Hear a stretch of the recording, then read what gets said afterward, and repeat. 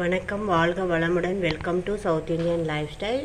இன்றைக்கி நம்ம சேனலில் பார்க்க போகிறது வெஜிடபிள் பிரியாணி. இது பார்த்திங்கன்னா ஒரு குக்கர் அடுப்பில் வச்சுட்டு காஞ்சோன்னே எண்ணெய் ஊற்றிக்கலாம். ஒரு ஸ்பூன் நெய் விட்டுக்கலாம். நான் ஒரு டம்ளர் தான் ஊற வச்சுருக்கேன். அரை மணி நேரத்துக்கு முன்னாடி. நார்மல் ரைஸ் தான். எண்ணெய் காஞ்சனையுமே பிரியாணி ஐட்டம் எல்லாம் போட்டுக்கலாம். பிரிஞ்சி இலை, கடல் பாசி, 2 ஏலக்காய், அன்னாச்சி முக்கு, ஸ்டார் பூ, கொஞ்சம் பட்டை, கிராம்பு, ரோஸ் இதழ்கள், சோம்பு, இதெல்லாம் நல்லா வணக்கிக்கலாம். நல்லா வணங்கிடுச்சு. இப்போ பெரிய வெங்காயம் ஒன்று, கொஞ்சம் கருவேப்பிலை, ஒரே ஒரு பச்சை மிளகாய்,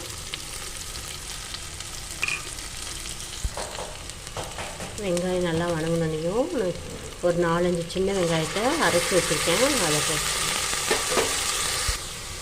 அது நல்லா வணங்கினோன்னையும் இஞ்சி பூண்டு பேஸ்ட்டு 2 ஸ்பூனு,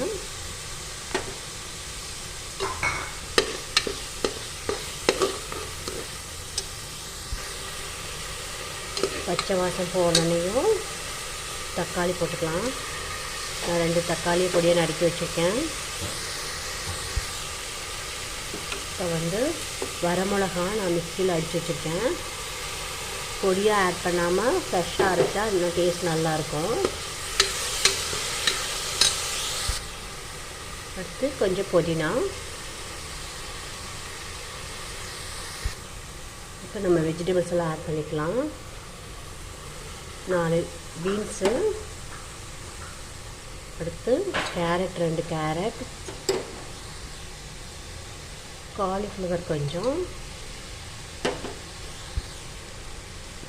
2 உருளைக்கிழங்கு. எல்லாமே நல்லா பொடியாக நறுக்கி வைக்கணும்.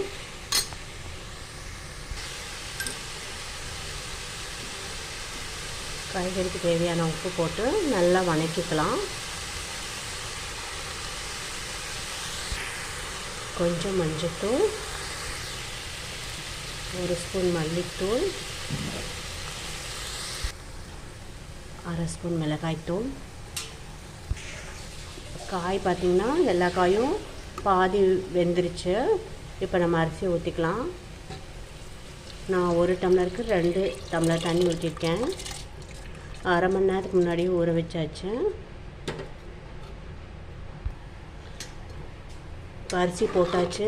நல்லா கலக்கி விட்டுட்டு குக்கரை மூடி 2 விசில் விட்டு எடுத்துக்கலாம். இப்போ 2 விசில் விட்டு எடுத்தாச்சு.